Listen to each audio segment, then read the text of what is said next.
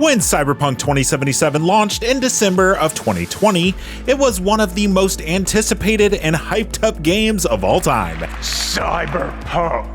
And unfortunately, it was a huge mess. It was riddled with bugs and performance issues on consoles, with underdeveloped systems and an overarching feeling that what was promised was not delivered. Since then, CD Projekt Red has spent years rebuilding, expanding, and fundamentally reworking the experience. From massive system overhauls to entirely new gameplay features and a full story expansion, Cyberpunk 2077 today is a very different game than it was at launch. So, whether you've somehow never played Cyberpunk or bounced off during those early rough days, this video will catch you up on all the major changes, fixes, and additions made to Cyberpunk 2077 since launch.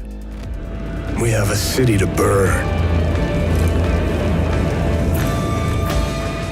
Like most games in today's age, Cyberpunk 2077 immediately saw small patches and hotfixes. While none of these early hotfixes added anything substantial to the game, they attempted to fix the mess that it was in. Even the more notable patches, patch 1.1, 1.2, and 1.3, show CD Projekt Red tweaking and fixing things to make Cyberpunk a more playable experience. Nothing major was tweaked or added, but players were getting monthly updates to make Cyberpunk run a little bit better under the hood. I was born here, I live here, and downright refuse to die anywhere else. Patch 1.5 marked Cyberpunk 2077's true next-gen debut on PlayStation 5 and Xbox Series consoles, and it was the game's first major content update. It's funny to think about that now, but the game was actually launched exclusively for the previous generation, with PS5 and Xbox Series X owners simply playing the PS4 and Xbox One versions with an unlocked frame rate. Now, players would get to experience a smoother,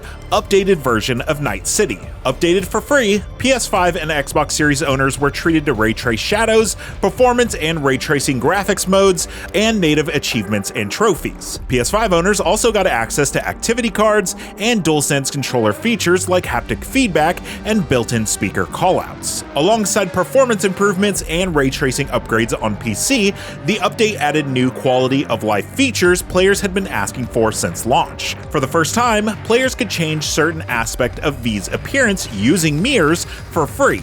New apartments were added across Night City for an in-game price, each with unique aesthetics and locations. Enemy AI, combat balance, and crowd behavior were also noticeably improved, making the city feel more alive than ever. This was also the first of many patches that included features that would not be made available on previous gen versions of the game, such as NPCs joining in on combat when provoked. From here, there were countless changes to combat, traffic, NPC behaviors, graphics, UI, and menus. While each received small tweaks and additions, the shape of the Cyberpunk we know and love today started to form with this patch, which was a good thing, seeing as it was about 2 years old at this point. Patch 1.6 tied directly into the release of Cyberpunk Edgerunners on Netflix, which premiered on September 13th, 2022, adding anime-inspired content to the game. This update introduced 11 new weapons, new outfits, and 3 additional gigs inspired by the anime's story and characters. Speaking of outfits, a new wardrobe was added to V's apartment, allowing players to create 6 outfits using any clothing that they own. A brand new arcade minigame, Roach Race, was added to Night City via an in-game arcade machine, with an iOS and Android standalone version released as well. Cross-progression between platforms was also introduced, allowing players to cloud save their auto and manual saves to be loaded anywhere that they want to play. A performance mode was added to Xbox Series S consoles, allowing the game to run at 900p with dynamic scaling and a 60 FPS target frame rate. Patch 1.6 also marked the final major update for last-gen consoles, as CD Projekt Red shifted its focus fully to current-gen hardware moving forward. Cyberpunk would still be playable on PS4 and Xbox One, of course, but after September 2022, it no longer received any major tweaks, overhauls, or additions. Alright, it's time for the big one. Update 2.0 can more or less be seen as a full relaunch of Cyberpunk 2077, a peek behind the curtain at what CD Projekt Red was hoping the game would be at launch. The police system was completely rebuilt. Since this update, the NCPD now actively patrols the streets, chasing you on foot or vehicles. It sets up roadblocks and escalates to max TAC responses depending on your wanted level. Vehicle combat was also expanded, letting you shoot while driving, use mounted weapons, and even fight on motorcycles. Combat and progression were redesigned from the ground up. Enemy AI and net running were improved and rebalanced. Quick hacks and RAM costs were adjusted, and stamina now drained only during combat actions. The perk system was fully rebuilt with fewer, more meaningful perks, with a full refund of points for existing players, while skills were merged into 5 new categories: Headhunter, Netrunner, Shinobi, Solo, and Engineer, that level independently of attributes. Cyberware also became the main source of armor, with capacity limits, attribute scaling, and new upgrade options, meaning clothing is now largely cosmetic. Loot, vendors, and economy were also reworked. Enemies and loot now scaled with your level. Crafting and upgrades were simplified into a tier system, and vendors no longer sold crafting components or quick hacks. UI and quality of life improvements were added across the board, including a redesigned journal, cleaner menus, and new radio stations. Update 2.0 also brought major technical improvements, starting with the new PC requirements. It now required an SSD to run, and CD Projekt Red warns that playing on a normal hard disk drive can cause streaming issues. For PC users, NVIDIA DLSS 3.5 was added, including DLSS ray reconstruction for better ray-traced visuals, while AMD users got a new SMT toggle to optimize performance across different systems. Crowd density was moved into the graphics settings and now ties into presets, but can still be customized.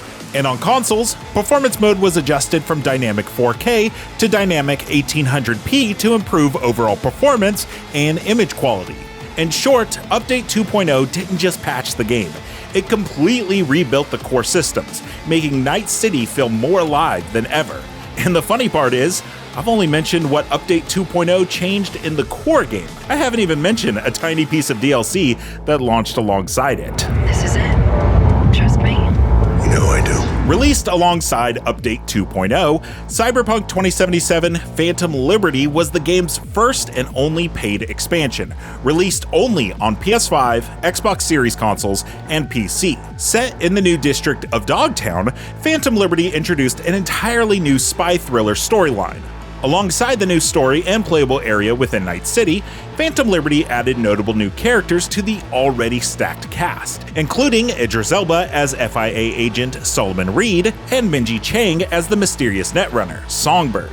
The expansion also added a new relic skill tree, with upgrade points coming from relic terminals found around Dogtown. It added new weaponized vehicles, new cyberware, new weapons, and also raised the level cap to level 60. The best part is that players could naturally enter Dogtown on their existing character or start a fresh game with a pre-made character that starts them right at the expansion. Not only could this be used to begin Phantom Liberty right away, but it's also handy for people who wanted to start a new character without replaying the prologue. Phantom Liberty cemented Cyberpunk 2077 as a fully realized RPG experience, and was widely praised as a major comeback for the game. CD Projekt Red also mentioned that this was the final content update for the game, but if you see how much runtime is left in the video, you'll know that that statement was not accurate. Update 2.1 focused on immersion and role-playing features. Night City's long-teased NCART metro system was finally added, allowing players to ride trains across the city in real time. V could now invite their romance partners into their apartments for a special hangout session. Players could also listen to the radio while walking around the city, or riding the NCART train, which naturally transitions to the car radio when entering a vehicle. And finally, folks that had completed the Beast and Me mission are now allowed to take on repeatable car races, allowing you to earn eddies and vehicle discounts in the Auto Fixer website. Update 2.1 was much smaller than 2.0, but one that continued to flesh out every aspect of Night City. Update 2.2 leaned into customization and creative tools. Vehicle customization was expanded with crystal coat paint options across more car brands, including new dual-tone color schemes. Photo mode received a significant overhaul, adding new camera tools, NPC poses, and lighting options. Additionally, smart frames were added, allowing players to display their captured photos inside their apartments. Additional character customization options were also added, giving players more control over V's appearance than ever before. You can now use a slider to change how the randomizer worked, allowing you to control how plain or punk you want those presets to be. The most recent major update, Update 2.3, continued to add features that just improved the quality of Cyberpunk. Vehicles gained AutoDrive, allowing cars to drive themselves to selected destinations, complete with cinematic camera angles. Delamain's self-driving taxi service was expanded, and 4 new vehicles were added through side jobs. Photo mode, once again, was expanded, allowing you to change V's clothes based on what you saved in the wardrobe, alongside the addition of being able to include 27 new NPCs in your shots. Update 2.3 brought technical upgrades as well, including expanded upscaling support, VRR improvements on console, and official Mac support on Apple Silicon devices. Cyberpunk 2077's arrival on Nintendo Switch 2 is one of those ports that feels almost impossible, and yet it largely works. Night City holds up on Nintendo's newest hardware, with neon-lit streets and dense environments still looking good, even if they're not as sharp or smooth as on PC or current-gen consoles. Performance tops out at 40 FPS and can dip in busier moments, but it's stable enough that longtime Switch owners should feel right at home.